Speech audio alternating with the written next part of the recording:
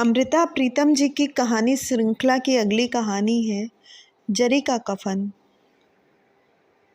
वे दोनों एक बार जब भी मिली थीं तब वे जिंदा थीं। तब एक की उम्र 20 वर्ष थी, दूसरे की 40 बरस।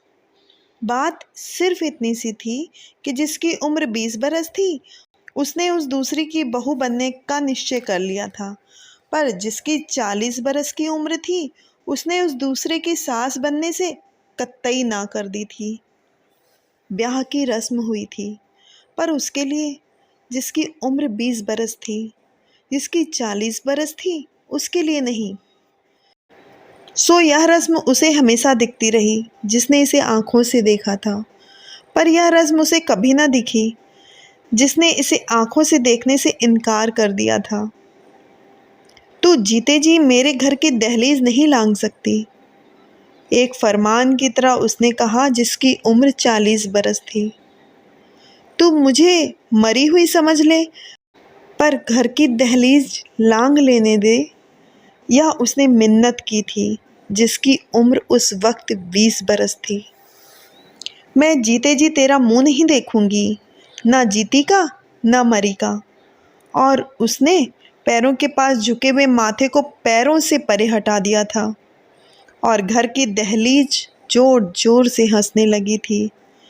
इस दहलीज की हंसी में पैसों की हंसी भी मिली हुई थी और एक खानदान की जिद की हंसी भी।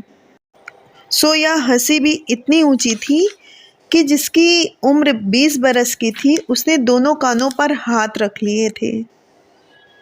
कानों पर से हाथ हटाकर उसने कई बार उसकी तरफ देखा था जिसके पीछे यह घर था और घर की दहलीज थी, पर वह तब भी चुप था, फिर भी चुप रहा।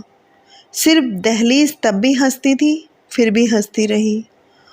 और फिर यह दहलीज और भी हंसी जब एक बारात इस दहलीज से बाहर गई और एक डोली इस दहलीज के अंदर आई और उसकी उम्र तब 20 बरस थी और जो परे एक स्कूल के क्वार्टर में बैठकर इस दहलीज को देखती थी उसने इसकी हंसी से डरकर कानों पर हाथ रख लिया था।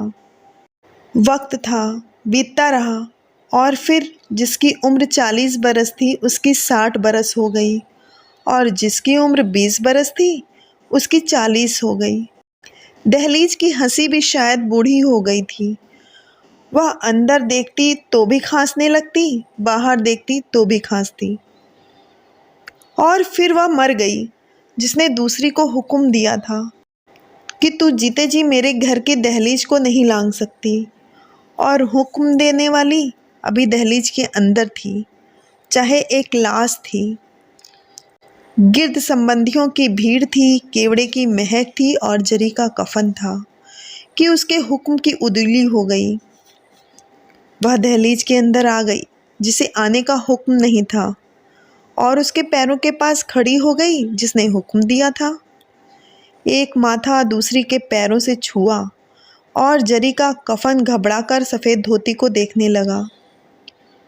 यह कौन है? चुप कर। यह भी उसकी बहू थी।